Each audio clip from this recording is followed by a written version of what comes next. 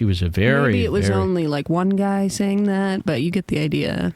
I love that. Okay, let's do... Should we do Steve-O? Yes. This big thing that we heard about Steve-O this morning. This was rather incredible. I almost forgot about We got him. I mean, if this were to be... Hey, Clippers! Clippers! If I awaken the Clippers, you got to get a load of this, Clippers. Let's try to make this real tight and concise here. So we've been picking up some real bad energy surrounding this Steve-O, Stephen Glover. Steve-O has a new special out on Moment House, a pay-per-view special. He has been begging the entire world to go buy this special, so much so that he tells a different story of what the special's about, depending on what he thinks the audience of the podcast he's on at the time would like. So, for instance, he was on the First Date podcast, and he goes, every one of your fans should buy my special. You're really going to love it, because it's about love. Yes, the whole thing is a metaphor for finding love. Your audience is going to... It's not about finding... Well, I don't know. I didn't watch it. Uh-oh. If I ain't watching your special, it's too far buried deep on Moment House. So I can't imagine. He has been promoting this special for, no joke, 3 months. He's done about 7 podcasts a day. We just caught him last week on a podcast that got 200 views. She's been going on there. I mean... If you even wanted to see Steve-O's special, you can't. You're cooked on Steve-O because you had to watch 70 hours of him in the last 3 weeks talk about his special over and over and over again.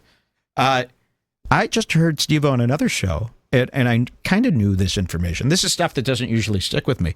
Steve-O was born a millionaire. His parents, his grandparents, they all come from a long... rich bloodline of severe, serious businessmen. I believe Steve-O's father he was the head of Pepsi in Brazil. Am I getting this right? Steve-O's father, head of Pepsi in Colombia, Brazil? Something like that. Something like that. Big enough where... So South America. South America. Steve-O is filthy rich. Always has been. So... It's really weird. You would think a stunt guy wouldn't be doing stunts unless he was dirt poor. You know, all this BMX, all these ramps. Rich kids don't like ramps, do they? Well, maybe they do. So Steve-O's very rich. We've been picking up on some really odd, peculiar behavior.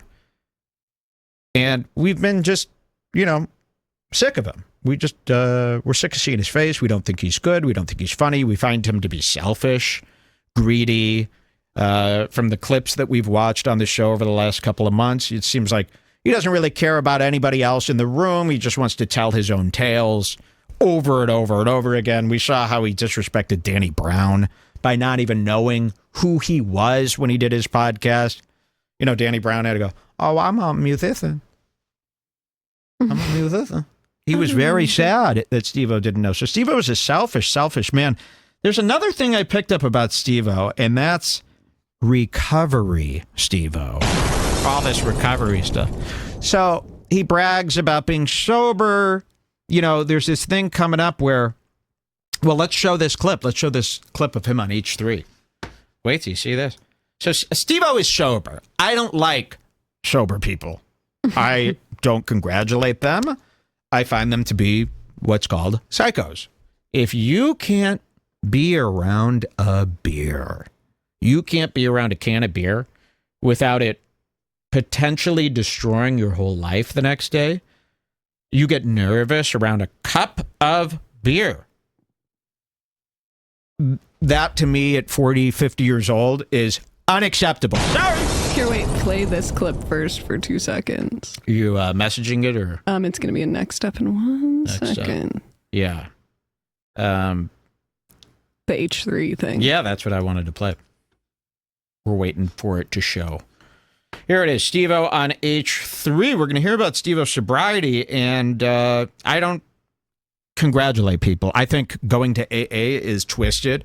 I think the people you meet in AA are sick. I think the system is psycho.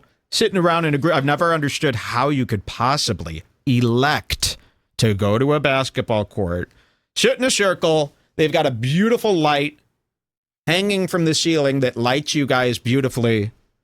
You've got the old vintage coffee maker, you know. Here is Steve-O on H3. If you went on Ethan Klein's podcast, desperately going on any podcast you can, we're going to go to 146.10, right? Yep. 146.10. Wait till you hear this one. You're going to love this one because it features one of our favorites, Bill Maher.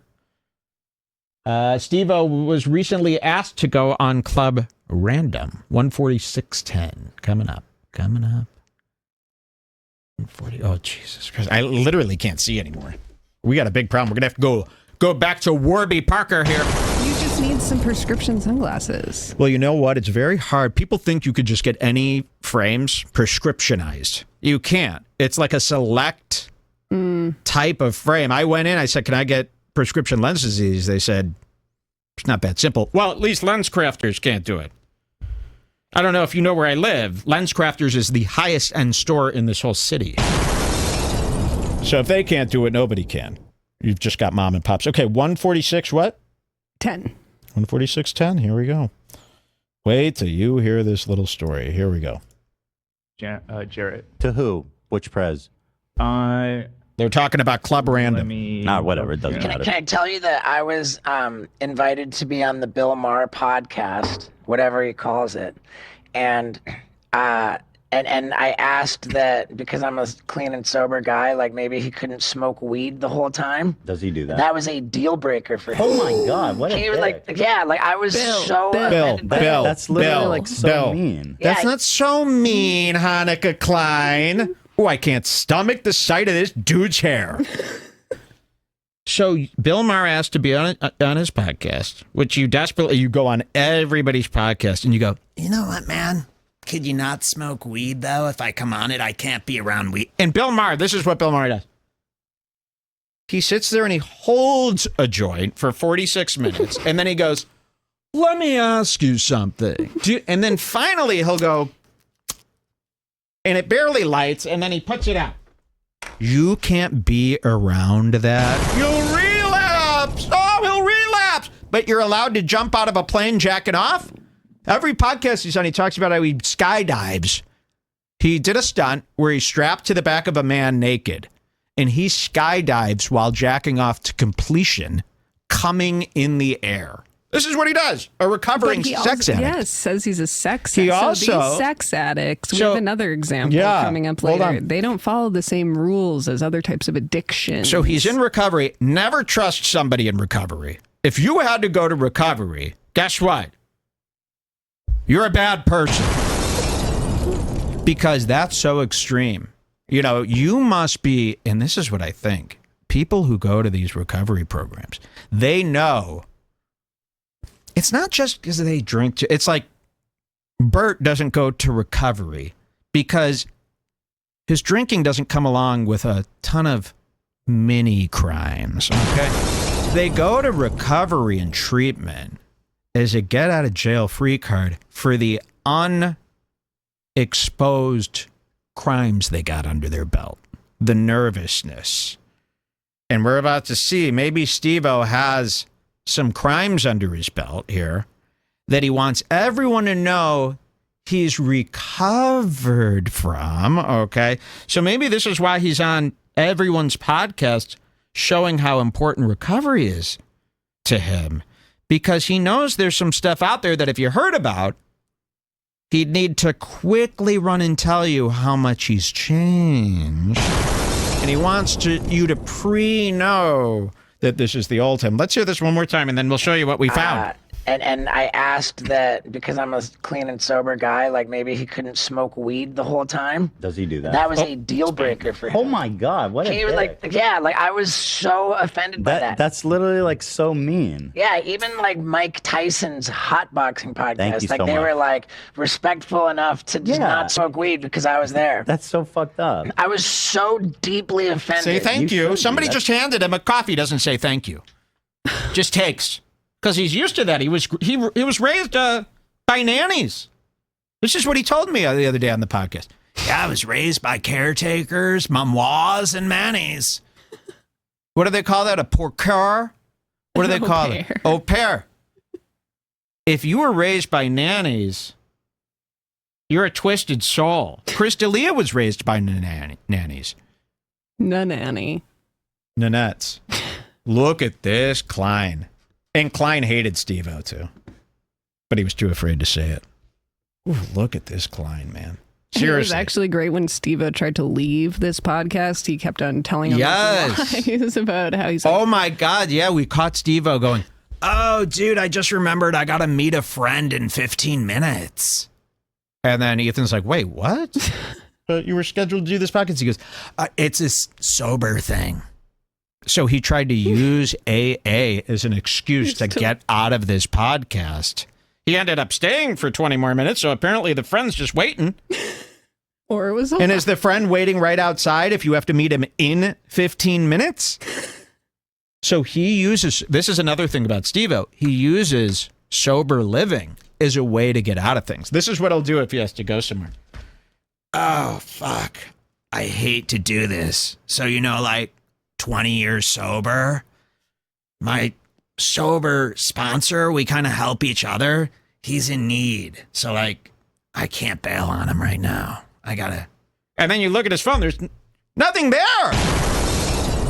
He uses that. That should get you kicked out of AA. Do the AA guys know this about Steve-O? Because they're very strict about their little nightclub they've got running.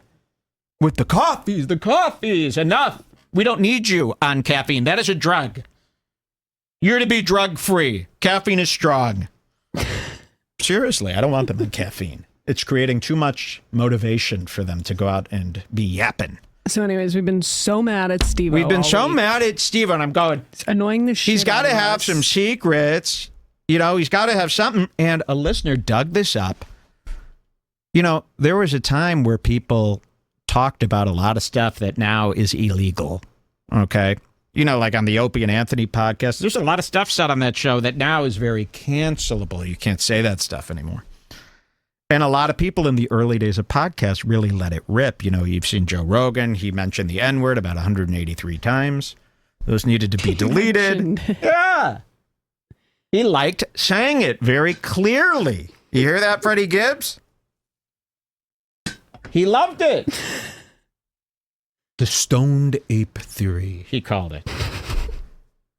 Steve-O was on a podcast. What is this from? Do we know what podcast this is from that he was on? I don't know. This is years ago. I saw this BBG post. This is great, and this guy's going to be rewarded handsomely. Joshua von Frankenstein. He said, this is some lost... Oops. There, I'll throw it up here. I'll prove it to you. Let me hide all these little chats people send me and all these pop-ups here. Scott Loveless. Okay, look at what he says here. He goes, lost, forgotten audio of Steve-O on Radio Bam. Okay, we know this, Radio Bam Margera. Talking about cranking it 3 times in Nicole Richie's bed while she was sleeping. He goes on to say the N-bomb with the hard R and then calls Ja Rule a faggot. This aired on Sirius Satellite Radio back in 2005. Great. So this tape, if got into the wrong hands right now, could ruin Steve-O. So, Clippers, edit out anything questionable about you me. Guys sick of Steve-O on all your podcasts? Sick of Steve-O? Wait till you hear this. From 2005, Steve-O spells it all out. Let's take a listen. Hey, anybody see me in the tabloids lately? I am so hot right now. I read that it said he's going to shit because of his eyes. Are you even still talking to Nicole Richie? Dude, I'm practically... Are you Nicole fucking or Richie. what, bitch? Dude, I'm practically Hollywood's new it boy. Okay, so... remember Nicole Richie, right? Paris Hilton's buddy, very skinny. This is Ashley Simpson's older sister, right? No, Nicole Richie is Lionel Richie's daughter. Do you remember her? Everyone remembers her. So this is when Steve-O was getting pretty famous from Jackass, right? And they're asking, hey, you were spotted with Nicole Richie. Did you ever fuck her? Let's hear what he says. Yeah, tell the story again how you jerked off in her bed. You jerked off in her bed. Not only did I not, but I was so worried. I was so worried about not being chased around by paparazzi with Nicole Richie that I didn't want to like overwhelm her with an inappropriate advance. You know, like I never even tried to fuck her. But there was one time when I'm so dumb. Whoops. Okay, did I say that? Oh, let me continue. Okay, so she invited me over, right? It's like I'm gonna crash over for the night, and it's like we were, you know, chilling in the bed, you know, like she passes out, and so I just start tugging, dude, you know. I fucking yanked out. I yanked out 3 solid loads. Oh in her my bed. God! And so She passes out. He gets into her bed and jacks off 3 times, creating 3 solid loads in her bed while she sleeps. Now, were they dating? Your Honor! Were they dating? No, because he said. Why are they together in this pit? They're friends. He said, "Did you ever fuck Nicole Richie?" And he goes, "No, I never fucked her. The closest I got," and that's what he says. This story. Damn. Let's sick. Let's take a listen one more time to that. Okay, so she invited me over, right? It's like I'm gonna crash over for the night, and it's like we were, you know, chilling in the bed, you know, like she passes out, and so I just start tugging, dude, you know. I fucking yanked out. I yanked out 3 solid loads. Oh in her my bed. God! And Was she asleep? She was awake for the second 2. So imagine how creepy that is. Like me, like lurking over Nicole Richie, like jerking off. Oh my God! While she's sleeping. Were you thinking Nicole? You know, and then it was just like it got crazy. Did The you know- tabloids got onto it. Did you know that we're live on air right now and everybody just... Yeah, we should. Everybody. Although my dad does have a great deal of my money invested in Sirius, you know, and You said that already. like, no, I didn't. We're on the radio shit. John is so fed up right Okay, so he admits to a 2003 sexual assault. Sorry. In 2003, Louis got canceled for just jacking off in the same room as somebody else. Remember? Mm-hmm. This was in the same bed. It's got to be worse. 3 loads. Louis didn't do any loads. He just wiggled his dick as a gag for 2 seconds as a comedy dick gag like Green Day. Green Day did the same thing as Louis. I bring this up every time. Green Day used to get naked all the time and jack off everywhere. They would at parties, in green rooms, on stage. So, and thousands of people saw Green Day do that, expose themselves to them. He would get naked in front of the whole stage on a concert. Louis did it to 2 female comics. He was exiled. So Green Day should be exiled. Seriously, let's get this Green Day story out there. You could find, by the way, if you want to hear it, they were on Howard Stern. They did an interview with Howard Stern where they spell it all out. And they're all laughing as if that was fun and games. Cancel Green Day. I just got, if you cut to the wide shot, you see I've got this, what is this? MXR Dookie drive pedal. It's supposed to make your guitar sound just like Dookie. I can't get it to sound anything like Dookie. My guitar tone sounds like a 12-year-old kid at Guitar Center. So he's pissed, and now he wants you to pay for your crime. By the way, I have everything Guitar Center sells. Don't know how to hook it up. And you know, Steve-O, if you didn't annoy everybody all week and make people think of you every 5 seconds Look at and this. get into our business, You wanted maybe promo. people won't be searching up all this stuff about you. He's a promosexual. Only take maybe 2 podcasts. 2 podcasts would be enough. I do no podcasts. And also his I do special, no other podcasts. His special that he's promoting came out at like the beginning of October. Well, he's like Tom Segura. So Tom Segura's bloodline is very wealthy businessmen making huge deals and drops. Steve-O's from that bloodline too. These guys they're little corporations. They're comedy corporations. They need to make as much money as their dad made, you know, doing some real shady stuff with Pepsi. Like, imagine the shadiness behind a company like Pepsi. They've done it all.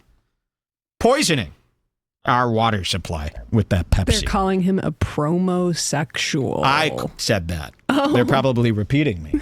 Okay, so not only did he just confirm a sexual assault, he you know, Bobby Lee's Tijuana story got him in a lot of trouble. Bobby says he was kidding. That's the only reason he got off the So, Steve-O, you could get in a lot of trouble for that. But now he's going to go on and use the N-word and the F-word for gay people. That is fagoot. So let's hear him do those crimes. 3 in 1, one tape, 3 fully, especially with Ethan Klein's audience. You throw this in the H3 Reddit,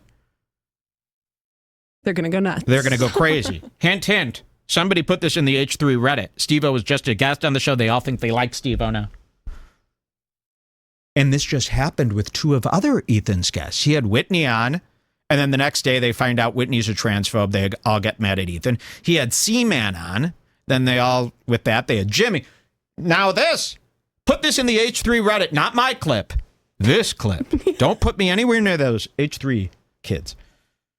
Okay, let's hear him do the other 2 offenses. Here we go. Son's just answering emails on his BlackBerry right now because he's so fed up with life. I'm not fed up. And I'm pretty likable right now. Anybody that wants to talk to us, call 877-PORN-BAG and tell him how much of a fucking dipshit Steve-O is, or... And so to answer everybody's question, sorry, but if I had to choose between fucking Nicole Richie and being in all the tabloids, I chose the tabloids. What up? What a nice guy. Oh and this is why Nicole Richie had to starve herself, because of incidents like this, the trauma. Lionel Richie, do you know about this? Tag Lionel Richie with this. Her father. That guy from BoJack Horseman, Lionel Richie. And tell him, hey, Steve-O masturbated while your daughter was asleep and jizzed 3 times in her bed, the bed that you paid for. Maybe he'll make a song about it. A jazz song or something. Wait a minute. Wait. You can't just kick a verse from your rap without explaining Betty has a new rap. Wait. What made you want to rap? Well, I mean, 50 Cent bringing me on rap tour, the G-Unit. Like, 50 Cent. Dude, well, no, the thing was, it was back in July 2004. This is like fucking almost 2 years ago. And like, I actually had like Who Kid, 50 Cent's DJ. He's like got a hold of me and got me to come into the studio. So I walk in there. The first thing when I turn the microphone on, the first thing I'm out, they say, I don't have a racist bone in my body, but I like to consider myself a nigger. Oh my God. The N-word with the ER that people really despise. So he said the N-word. He's jacking off in a passed-out girl's bed. Now let's hear him finish it up with a gay slur. You hear this, Robbie Hoffman? Can you believe this? Oh, yeah. No N-words. No, definitely not. Well, I mean, you know what, dude? Like, I mean, I'm proactively against racism. What can I say? So then it's just like, I'm like, oh yeah, well, you know what, Ja Rule? That little fucking faggot doesn't even deserve the attention 50's. How can you say that about Ja Rule? She calls Ja Rule a faggot. So, okay, there it is. Steve-O. Not good. Not good. And I don't think his special has been selling well. Moment House. He's still promoting, he's still booking podcasts to promote it. I've really never seen anyone do it that much. I know people are doing it a lot. 2 full months. 2 full months. Every day. I mean, his special was released last month, and he's on podcast today promoting it. That's a long time. So there you go, Steve. I hope it was worth it. And hopefully we could give Steve-O another shot, right? Steve-O, I would like some free Pepsi Zero. Which, again, your dad stole from Coke Zero, who invented it first. Okay? I have been drinking Coke Zero. I got a trick for Coke Zero. So, I don't know if you know this, but a can of Coke has, 27 grams of sugar, right? A can of Coke. I love a delicious Coca-Cola Classic. But you can't drink 2 Coca-Cola Classics at dinner on the couch at 10:30 p.m. You've got caffeine in it. Then it's I don't know what 27 times 2 is. It's a lot. 50-something grams of sugar. That's too much. You're going to wake up. And when I drink that much sugar, especially via a Coke, I'll get a bunch of aches and pains the next day. Okay. A lot of inflammation from the Coke.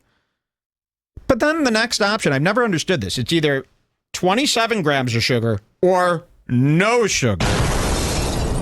I'll never understand why they can't make Coke half. Coke half. It's just kind of sweet, okay? We don't have to make it disgusting. No sugar. That's a totally different drink now, this Diet Coke. It's gross. Can't you just Coke a little less sugar, or will it not taste good unless maybe that 27 grams is the minimum to get it good. I'll tell you a trick I've been doing. You guys ready for a new tip? I take a Coke Zero, caffeine free. It's a beautiful can. Have you guys seen what a Coke Zero caffeine free looks like? It's a gold can. You know, the caffeine free Coke products, they come in gold. It's nice. High-end can. It's beautiful. It looks like a bullet. It's so nice. It looks like a nice shotgun shell, red and gold. Coke Zero caffeine free. I could drink 3 of them at 10:30 at night. I don't have the caffeine. The caffeine will keep you up at night, ruining your sleep, right? But like I said, it's not that I can have no sugar. I could have half. I would drink Coke if it was 12 grams of sugar, right? So I came up with a trick. I buy jars of cherries in grenadine. And I pour in about a tablespoon of the cherry juice. Throw in one of those cocktail cherries in there. Mix it up. What's that adding? 4 grams of sugar? Who cares? It's perfectly the right amount of sweetness. There's the trick. And then you get a cherry Coke it's syrup. Fun. Caffeine free. It's you really throw that. fun. I do it on ice. I'll take a cup. I'll fill it halfway with ice. It's nice. It's refreshing. You should put some ice in it. It's too syrupy. You pour in the tablespoon of the cherry juice, 1 cherry on the rocks. Then you pour the caffeine-free Coke Zero over it. You give it a little mix with a straw, and you drink it. I'm telling you, if you have it with a meal, no different than having a nice cherry. Well, it is different. It's different, but it will do the trick. Another thing that I started trying is pouring straight up sugar in the Coke Zero, adding regular cane sugar in the Coke. Until I get to 26 grams, I could go, it's still pretty good. Yeah, I started adding liquid, what do they call that? Liquid sugar to the Coke. I got the pump from Starbucks. But here's the problem with that. I did try that. What is that liquid sugar called? Like simple syrup. Simple syrup. I go, Jules, what if we put 1 pump, which is a tablespoon, 1 pump of simple syrup into the Coke Zero and see if that's enough? I put 1 pump in there, 1 tablespoon. Couldn't even taste it. So it takes a lot of sugar to sweeten a Coke. It takes 1 tablespoon of cherry juice to sweeten a Coke, and it tastes way sweeter than adding sugar back to your Coke. For Coke half. You know, I'm not punished. I don't need a punishment. I'm not a sugarholic. This is for a treat. It's not for a treat. It's for every drink. And did you know this? I stopped drinking water. No, you didn't. Coke has water. No. People do this. Not me. Don't worry, guys. I know all about health. I know all about it. Okay, what's up next? That was a Steve-O exposed, by the way. Pretty good. Thank you to that listener for doing that. You ruined Steve-O's life. If this gets into the wrong hands, that could be you never know. It depends what side of the bed Twitter woke up on today. Could ruin Steve-O's career. They could not care at all. Right? What would you guys hope happened? Do you want his career to be ruined over that, or is that cancel culture? Ruined. Because I don't do cancel. Don't say I'm canceling. He's canceling. We got to stop with the, there's this whole audience of dumbasses now. We just saw the Matt Rife goes on Jordan Peterson last week after his female audience had enough of him. They didn't like him anymore. His attitude was vile. He threw them under the bus to try to get a male audience because he was sick of people picking on him, saying he just has a female audience. It doesn't count. He wanted to be taken seriously. He wanted a male audience. So he gears his special towards men disrespectfully, like the dumbest, most blatant way you could do it. The women who follow him saw right through that, and they all hate him now. They all complained. So Matt went on a cancel culture tour. He did what all the comics do. He hid behind cancel culture and pretended that all the people hate him because they were offended by a joke. Never happened. Now, sure, there are some twisted libs out there pretending that they're offended, but the bulk of his audience just was turned off that he's kind of a loser now. He gave them the ick. So they moved on, and that's brutal, right? To lose your whole fan base, and it looks pathetic. So, yeah, you got to pretend it's the PC police. And he goes on Jordan Peterson, and then all those dopes like I talked about. There's this new class of women out there that are like confused, kind of white trash, patriotic women. Their husbands are so patriotic now they think that everything their husband says is true. So they hate cancel culture now. Okay, they've been